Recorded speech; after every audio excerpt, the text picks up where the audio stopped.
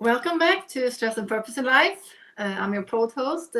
My name is Stina, and today we have a very inspiring episode. We are going to talk about self-leadership, something that is very warm to my heart, and it is the main core of this subject. But we're talking about stress and purpose in life. It has to be about yourself, how you lead yourself, and how you also influence others. And today, who's the best to be to talk about this, but not you, Andrew Bryant, and I think you're known for many people because you are one of the keynote speakers that many people know around Europe about just self-leadership, and you've written books about it, and you also mentor and coach Fortune 500 companies and CEOs. So I would like to warmly welcome you to this show. Nice to have you. Thank you, Stina. It's a pleasure to be here. So how are you today? Is it a great day? I'm having a wonderful day. Well, I mean, the choice to have a good day or not is up to you, really. That's true. Okay, so let me start from the beginning, because could we just, for the people that don't know you, can you explain a little bit your background and how you came to be this self-leadership guru, and how you because you have 25 years experience in this area. Okay. Well, look, I'm currently version 6.3 of myself, which is my cute way of saying I was born in 1961. And so this year I'll be version 6.4. So my viewpoint is that I'm not aging, I'm upgrading. But with that, obviously, I've been on the planet a while, and there's, if you ask me for my life story, we're going to be here a little bit. But to give you the shortest version possible, I've been curious about human potential from my very earliest memories. And I was going to be a doctor. I was a pretty good science student at an English grammar school, but they merged my boys' grammar school with the girls' high school just before my A-levels, and I got distracted. And I'll leave it to your imagination to wonder how. And instead of doing medicine, I did physiotherapy. And that turned out to be a happy accident, because physiotherapy is very practical science. It's levers and physics, working with sports people, getting people out of bed after operations. Mm-hmm. And it teaches you a very powerful skill, and that is the skill of observation. So as a physiotherapist, I could see somebody walking across a room, and I could tell you whether their limp was from their ankle, their knee, their hip, or their back, right?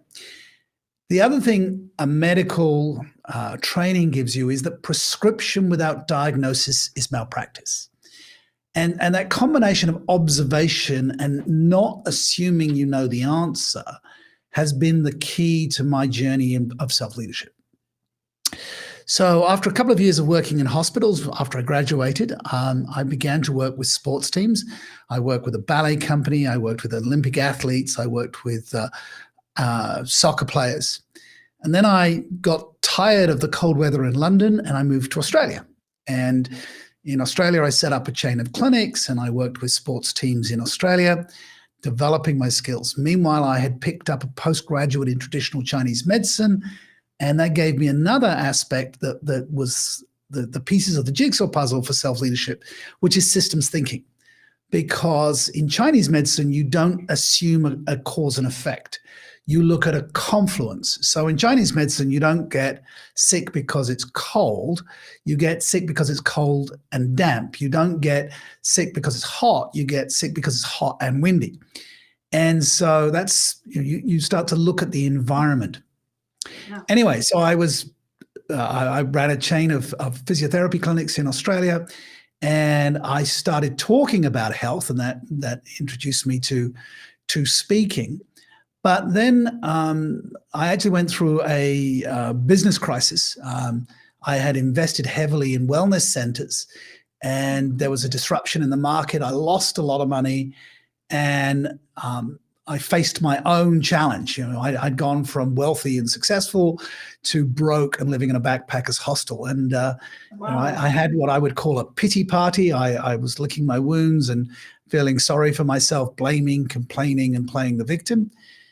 But I had an epiphany. One day I was getting on a bus, and the bus driver said, "Isn't it a great day?" And I was in a bad mood, and I wanted to tell him it was a terrible day, but I realized that he was influencing the whole bus by his cheerfulness, and yet he didn't have any autonomy. He didn't choose his route. He didn't choose his timetable.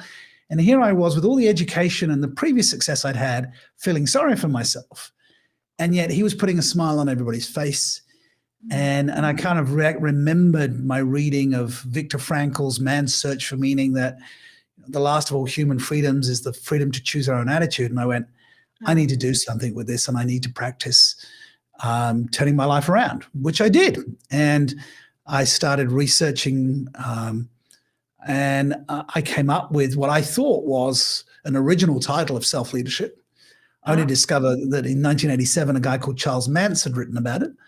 But I started writing papers, and somebody read one of my papers in the US, a lady by the name of Anna Kazan, and we connected and agreed to do some research together. And then out came what turned out to be my second book, which was Self-Leadership: How to Become a More Successful, Efficient, and Effective Leader from the Inside Out. So I've condensed a whole bunch to give your listeners and watchers a summary. Wonderful. And it has to do with this. I always talk about these wake-up calls, that you. The epiphany, the road to Damascus moment. Yes. Yeah, it is. I think there is some purpose with that, right? That you get that because you are meant to do this. And I always tell my audiences I would not wish adversity upon anybody, but neither would I not, because really it is only in our moments of adversity that we really discover what we're made of and what we're capable of. Yeah. And I'm actually working on my fifth book at the moment on human potential, and there's a chapter called The Goldilocks Zone. And you know the story of the three bears and Goldilocks, and the porridge is too hot or the porridge is too salty. And I've been looking at the fact that if you're born with a silver spoon in your mouth, you won't grow and develop a healthy sense of self. But if you get too much adversity, you're also destroyed. So we need to be in this sort of Goldilocks zone where we have enough challenge to really develop ourselves, but not so much that we're destroyed. So, but it's different for different people. Yeah. Perhaps many people say, you have to hit rock bottom, right? But many people don't get up there. But if you hit rock bottom, perhaps you get up there and then you get something great out of it. So it's different depending on who you ask. But I'm interested to know, because if you have like 25 years of experience and research in this self-leadership subject, how would you define self-leadership? Has it changed if you would define it 25 years ago from now, or is it just the same core So the definition that Anna Kazan and I used in the book was that self-leadership is a practice, the practice of intentionally influencing your thinking, feeling, and action towards your objectives. So we can deconstruct that in that it is a practice. It's something that you do daily. So although I'm supposedly the guru of self-leadership, does that mean I don't have a meltdown every now and again? No, I'm human. Sometimes I will have a meltdown. And my Brazilian wife will say to me, Andrew, go self-leadership yourself. So it is always a practice. I mean, we have to take a shower every day or we stink, right? So we have to practice our self-leadership. And you might work on an issue and then you think, well, I've solved that. And then something comes up and triggers you again. I remember I used to get really irritated at airports when you've taken your belt and your shoes off and you put all your jewelry in the little thing and it's going through the scanner, and then somebody tries to crawl over the top of you to get to their stuff first. And that used to really annoy me. And then I went, well, is that useful that is triggering me? And I let that one go. And so then, next time it happened, I'm like, no, you go first. It's fine. I'm going to still catch my plane. It's okay. So I fixed that one, and then something else would happen. And I'm like, there's still a trigger in there somewhere. But what, we defined self-leadership all the way back then as this practice of intentionally influencing thinking, feeling, and actions. As I developed the model and looking at the research behind elements of self-leadership, the model clarified in terms of 3 components of self-leadership, which are self-awareness, knowing yourself, understanding your own inner narratives, self-regulation or self-management, which we might call emotional intelligence, and then self-learning, how you're identifying your learning needs and taking agency over those learning needs, which is very important. So what's really come to the forefront now with the advent of AI is how quickly we're learning, and we really need to be accelerating our learning if we're going to stay relevant in 2025 to 2026, right? Yeah, that's just a very relevant subject to talk about. I have some questions about that also later on. Just how this is like a transformative situation that we are in, and also we are just starting a journey. Yeah. And going rapid. So I have a question about that. But let's go back to this your corporate experience now with self-leadership. What's the main? Is there some common denominator? What is the main problem that people have corporate-wise regarding self-leadership and how they manage their times and their self-awareness and all these characteristics of being a good self-leader? Is there some common denominator? Yes, there is. The point being, though, is that people don't. It's only recently that people have been asking for self-leadership. So when I was talking about this 25 plus years ago, nobody knew what it was, and they weren't saying, "Oh, we need to get a speaker in on self-leadership." Right? That didn't happen. So the analogy I would use was that self-leadership is like a gym membership. Nobody wants a gym membership. What they want to do is get fit and lose weight and meet somebody to hang out with, romantically or otherwise. So nobody actually wants the gym membership. And I think nobody really wants self-leadership. They want what it gives you. And that's ownership and accountability and resilience and adaptability and agility. And really the ultimate is this autonomy, this sense of control. Yeah. So, the common denominator, organizations, are having issues around employees taking the appropriate level of ownership or autonomy. So, in the the beginning of the industrial age, we had zero autonomy at work. We were put on a production line, and we just had to turn out widgets or whatever it is that we were creating, right? But as work has got more agile and diversified, we need people to take ownership of the process. So if somebody's customer facing, the worst piece of customer experience is when somebody says to you, "Well, it's not my job," right? I mean, I don't know what that is. You've ever had that happen to you, but it's very triggering when because you go, "Well, hang on, you're a representative of the company. Surely it is your job," right?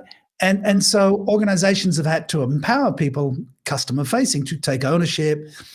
And if you're going to have innovation and creativity within an organization, people have to feel like they own the process. Otherwise, they won't bring their creativity and their innovation to their work. Yeah. And when people have ownership, then they can problem solve. And so that's what organizations have commonly come to me. They want to increase ownership. And they want to transition managers into leaders. Managers are, have, been driven by command control kind of processes, whereas leaders are wanting to empower and enable people to do their best work in the organization. And that shift is very much a self-leadership mindset shift. Yeah, of course. And I think it's really important at these ages because I was at an event earlier today, and it's about having this trust in leaders and trusting your employees and giving that space to trust that the work is getting done, and it is also about self-leadership. So self-leadership is something that is increasing in all levels in an organization. What is your experience there? Is it something that has really shifted the last few years, do you think? Well, trust has been around for a long time. And I remember many years ago, a Columbia University paper that said that lack of trust doubles the cost of doing business. And we actually, I think possibly we should steer clear of politics, but, it's hard not to see what the US is doing with tariffs right now. And in 67 days, the amount of trust that the US had and their soft power for that has evaporated. And that's going to cost business, both sides, them and everybody else. So the lack of trust doubles the cost of business. If you trust somebody, you can do a deal with a handshake. If you don't trust them, you have to get a lawyer and a contract, and that lawyer costs you money. So you can see how lack of trust. Now, when somebody is practicing self-leadership, they have autonomy, they have self-regulation, they're managing themselves, it's very easy to trust them to do the job, right? You don't have to micromanage them, right? No. And vice versa, right? So if we are trusted, we are likely to trust back. It is a reciprocity. This is reciprocal. So that is a benefit of a self-leadership culture. And we can look at self-leadership as for individuals, and we can look at self-leadership within teams. Do I trust the members of my team who might be very different from me to do their work? And so teams of self-leaders that have a clear outcome and directive and great communication, because self-leaders take ownership of their communication. If they don't understand something, they will say, I don't understand this. And if they're not being understood, they go, hang on a moment, I need to put the fish on the table, which is an analogy. If the fish is under the table, it rots and stinks. If we can put the fish on the table, we can cook it and eat it together, right? So self-leader would take the ownership of go, look, I think we're not communicating here. What can I do to create some clarity? So that is going to build trust. And then that trust reduces the friction within business and within productivity and within creativity. And it leads to greater collaboration. Yeah, absolutely. And I agree with it, because it has to do, if we go through this rapid change in the AI and everything, and all the disruption turmoil in the world right now, it's so many different aspects of getting fear in the society, right? Fear in organizations, and what is the role of self-leadership in that kind of environment? Because I can imagine that if you have fear in management, if you have somebody that is leading with fear because of the uncertainties in life, right? The uncertainty with the economy, everything what is going on right now. What is how do you see that self-leadership?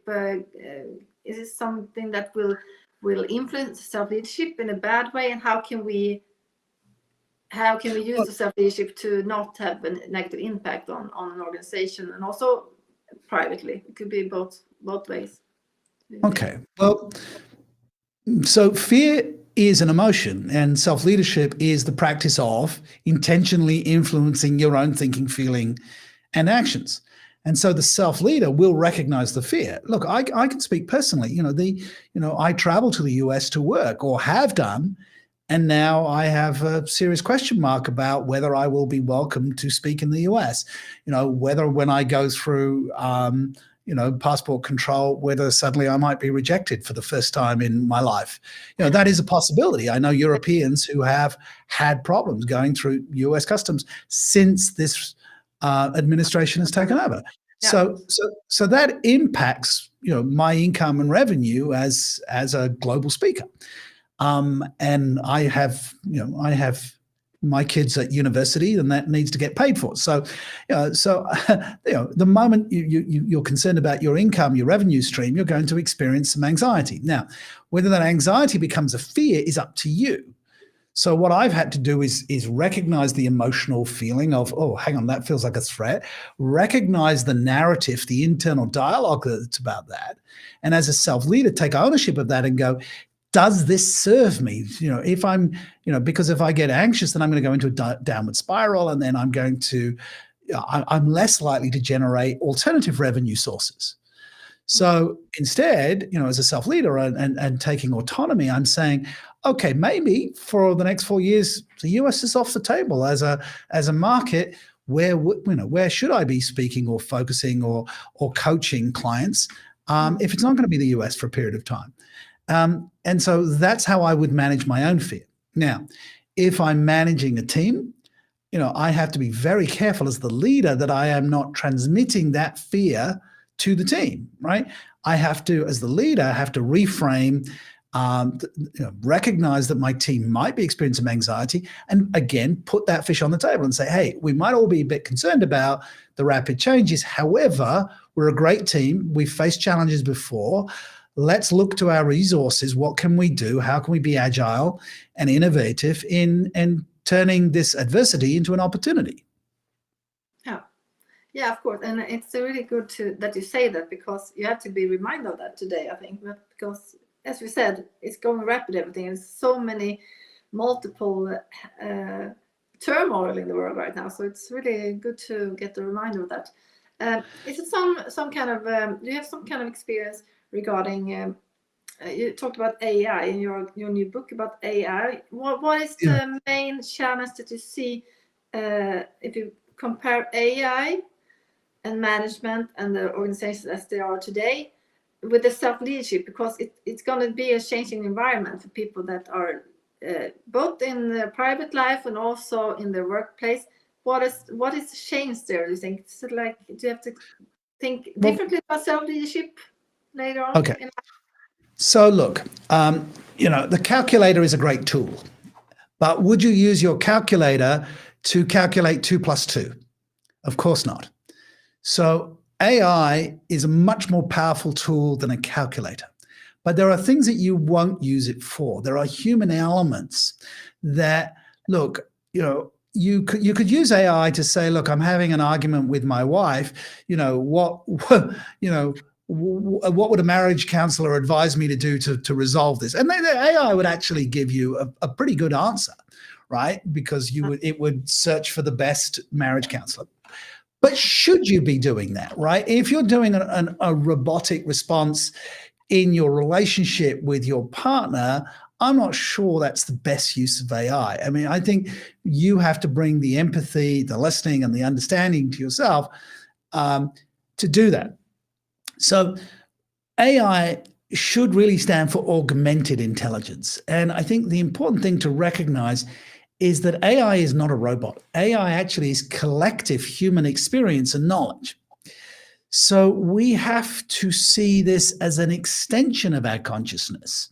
So, we already extend our consciousness beyond our brain anyway. If you write a Post-it note with a reminder to see the doctor at 9 o'clock on Thursday and stick that on your refrigerator, you've extended your consciousness outside of your brain. If you've written a note on your smartphone and said a similar thing, you've extended your consciousness. Now with AI, we're extending our consciousness into this learning machine, and we're going to have AI agents that we can train to do things for us. Now, the point being is, if you were a terrible delegator as a manager, you will be a terrible delegator as a manager with AI. So if you could not offset things to people and articulate them for them to do good work, then you are going to be stuck with AI as well, because AI will do as a slave, as an extension of you, that which you instruct it to do. So you have to learn to delegate to AI that which it is best for. That which you shouldn't be, which is human interaction, human empathy, ethical decisions that really are value-based, then you should be developing that part of your humanity. So I don't think anything has changed. It's just an acceleration of the evolution. And I think as long as we keep AI to be human-friendly, and there's research, Microsoft at this, about making sure it passed the friendly test, then if we frame it as our intelligent servant, as our augmented intelligence, as an extension of our own consciousness, then we can ride this dragon through the chaos to a new reality. And I talk about riding the dragon because in every culture, in mythology, the dragon is a symbol of sort of our unconscious, of something that we need to tame and get control over. And in Asian cultures, it is a sign of abundance. And so there is an abundance in AI, but we have to tame the dragon, and we have to be participative and partnering with this if we're going to benefit and to evolve and to succeed. But if we're afraid of it, then we are going to be like the Luddites who tried to destroy the mills and technology. The Luddites were those people that destroyed manufacturing. So it's here. And you have a choice. Do you want to embrace the learning and learn to delegate to it? Or are you going to have your job replaced by it? Yeah. I love how you say extended consciousness, because I love that. I'm going to take that with me, because of course you can choose to use it as a tool for extended consciousness, or you can just, I mean, it's really great. I love that. What is that? Look, so my, I mean, I'm training my own AIs, because I mean, I've written 4 books. I'm working on my 5th, as I said. So, my books are already loaded into, the platforms that I use. So I can say, look, you are me, as the author of this book, how would you respond to X? And it actually is responding as me. It's responding with my body of knowledge, that which I have written. And if I wanted advice, I could say, look, there's a parallel between self-leadership and Stoic philosophy. So I would say, look, if I wanted advice from Marcus Aurelius, right, and I could have uploaded meditations into it, or it might already have read meditations by Marcus Aurelius, and it would advise me as if I've got, Marcus Aurelius is sitting in the room with me, and how would Marcus Aurelius talk about the fear here? And Marcus Aurelius would not worry about the Donald Trump, he would say, well, it's just another Nero. It's the end of the Roman Empire. What you need to do is to control your environment and to live a moral life yourself. That's what Marcus Aurelius would tell me. And I could have AI do that for me. Yeah. And that is using AI as a tool for extended consciousness. Absolutely brilliant. It is. So it's it's just, you've got to remember, people were afraid of the calculator. They said, when the calculator comes, we would stop being able to do maths. Well, as I said, if you have to punch 2 + 2 into a calculator, then you shouldn't be using a calculator, because you won't know what the wrong answer is. And you still have to have an awareness, right? I mean, AI is never going to be perfect. And so we have to be able to go, you know what, I think that's not a great answer. I think I need to challenge it. And people that are just accepting the first response from their prompts and not understanding that it's an iterative process. You tell AI, well, hey, thanks for that response. I always thank my AIs for what they do. And I'd say, well, thank you, that's good. And I need you to do this and this and change this and do this. So it's iterative. Yeah. So I know when it's not giving me the best answer. And many people, this is great too, because many people think AI is going to be something that's going to make us less intelligent. But if you use AI as a tool for self-leadership, that's a great idea. But I would like to go further to talk about, if we talk about AI and the new era, many people talk about this kind of human resilience that we need to have in this transformative environment. Do you see some kind of, what is the impact that human resilience will have, or self-leadership will have on human resilience, and what are the connections there? Do you see are they in relationship with each other in somewhat? So resilience in humans. Well, I mean, the word resilience, comes from physics. I mean, I remember doing, high school physics, and we had a cable connected to the ceiling, and we added extra weights, and we measured the cable got longer. And when you took the weights off, the cable returned to its original length. But if you put too much weight on, it stretched and it never quite went back, right? Yeah. And that was the point of resilience, and that's the physics of it. So, what people talk about with humans is, do we bounce back? Actually, you can bounce forward as a human being, right? We talked about adversity as recognizing that we can take more. I mean, any woman that's, had a natural childbirth, and particularly if it was a challenging one, if you told her you've got to go through that, she'd go, oh, I don't want to do that. But then once she's done it, she's go, well, actually, I've got more in me than I thought I had, right? Yeah. I don't know why I use childbirth as an analogy from a man, but anyway. But I understand that. See, I empathetically knew that would be the right analogy for you see. So as self-leadership is the practice of intentionally influencing your thinking and feeling, as a self-leader, you are recognizing, you are meta to the emotions and the thinking as you're going through the tough times. So, the research on those people that are resilient is that they can go meta, they can step back, they can observe as if they're looking at themselves, and they are saying, this too shall pass, right? This is just something I'm going through. It's not permanent. It's not about everything. It will end, and I will get through this, right? So, and this is something I discuss with my wife. I mean, she's an entrepreneur herself, and she's been going through a tough time with something. I won't go into details, but I just said, look, and she was having a tough day one day, and I was like, look, is this going to last forever? And she goes, no. And I said, well, can you last through to the end? And she goes, yes. She wanted me, she said, can't you just make it all go away? I went, well, no, this is your journey, not mine. So, wonderful to her to have you as a self-leadership expert, as a husband. That's amazing. Great. The unpaid coach. Well, they do say you're actually not supposed to coach your own spouse, but anyway, in this case, I was there for her. Supporting. And this is the question about resilience. Can you get through this? This is also a level of stoicism. Stoicism is the ability to face reality, however unpleasant, without losing the faith that you will prevail. So it's the self-leadership of managing your thinking and feelings about the scenario and still moving towards your objectives. So self-leaders are more resilient. They know that this too shall pass, and they have the level of self-efficacy, which is another psychological term, meaning that the self-belief in your ability to work things out to get through to the goal. So there will be resilience. The thing that is concerning from a humanistic perspective is whether this rising tide will raise all ships.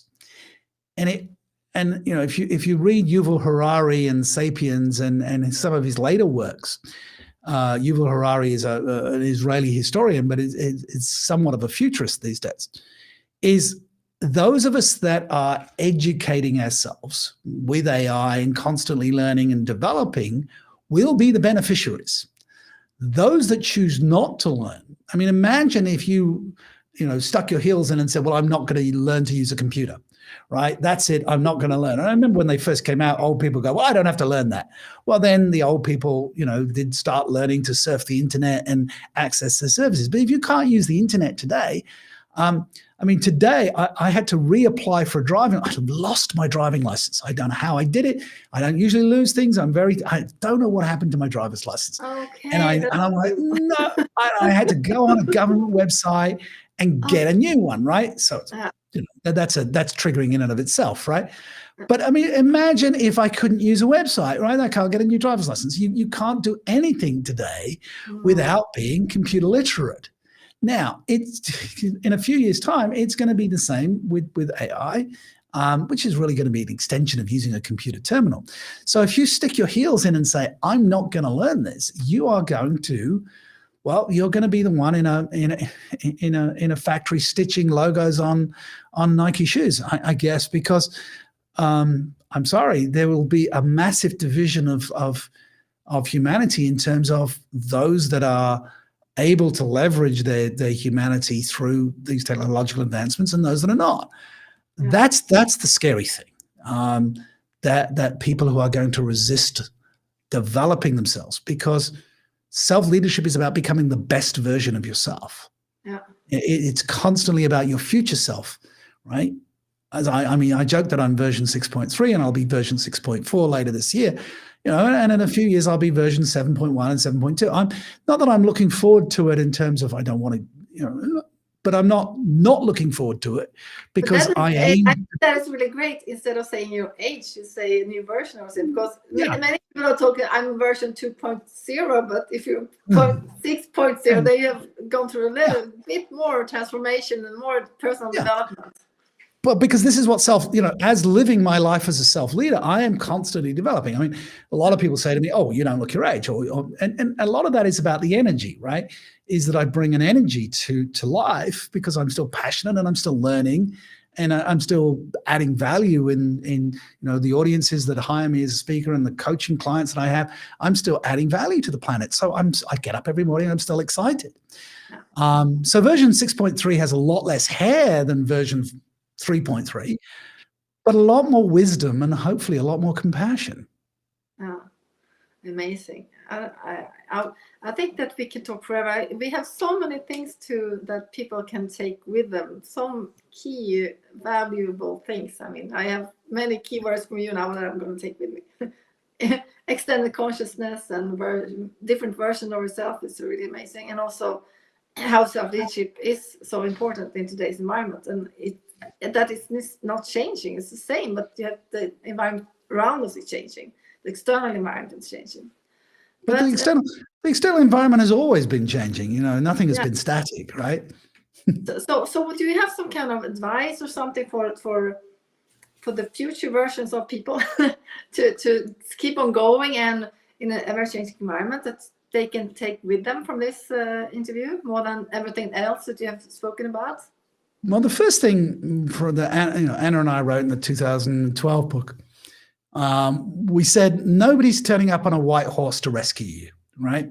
So quit blaming, complaining, and playing the victim, right? Nobody's coming to rescue you. You have to rescue yourself. No. That's lesson number one. And then recognizing that you're capable of rescuing yourself. So you have to rescue yourself, take ownership of that, and that you can do it, right? Now, is it going to be easy? I don't know what your circumstances are. But they're your circumstances. So only you can do this. And then the third piece of this is, you know, what is the best version of yourself? Use your imagination, use your creativity. You know, you are going to be the next version of yourself. What do you want that to be? So many people are focusing on what they want to have, right? So goal setting is, well, I want to have this, or I want to do this. Well, the question is, who do you need to be to have this or do this, right? So let's say somebody's single and they say, okay, well, I want to find my soulmate, my life partner. I don't want to be single anymore. I want to be with somebody. And I would say, okay, great. All right, write me a list of all of the qualities of this person that you want in your life, your perfect partner. And off they go and they write this lovely list of this perfect partner. And I go, great, that's what you want. And they go, yeah. And I would say, okay, so let's flip this. Who would you have to be for that person to be attracted to you? And they go, oh, because you can't change somebody else, but you can change yourself. Yeah. Now, I'm remarried, and I went through a horrible time going through a divorce, the mother of my children, and I got, what I got out of it was my kids. But I did find a wonderful woman, and I introduced her to a very wise friend of mine, and she met my wife. She was my wife to be at that point, but she met her and she talked to her for a little bit, and then she came over to me and said, Andrew, you must have had done a lot of personal growth to have this woman in your life. And I said, thank you for noticing. And that was it. I could only have this woman in my life because I'd done the work on me, because she wouldn't be with me if I hadn't developed. And my wife. And I think so many people resonate with that one, because that is so true. That is so true. Yep. Because it has also to do with self-worth and also what you're worthy of and what you want to be worthy of and everything. I agree totally. Absolutely. Yep. Great. Fantastic. Yeah. And what more can we talk about? We have I think 2 minutes we can take.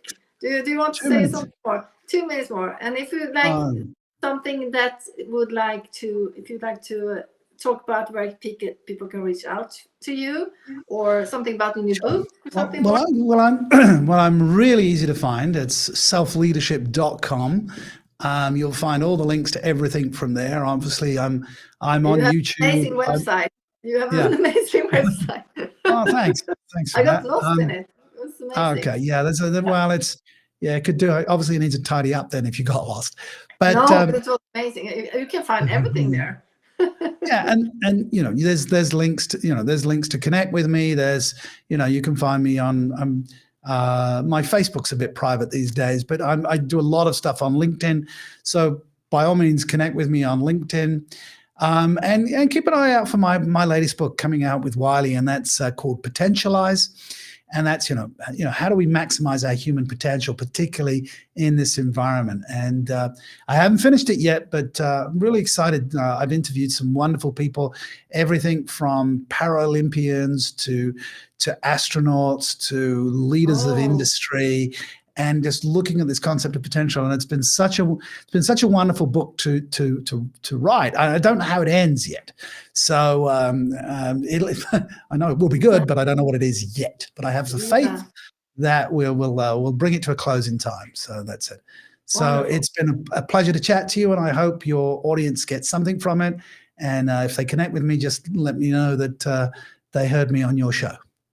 That would be great. And I'm so thankful that you have been on my show, Andrew. And I would like to just say to the audience and people that this person that you have in front of you, he's the guru of self-leadership.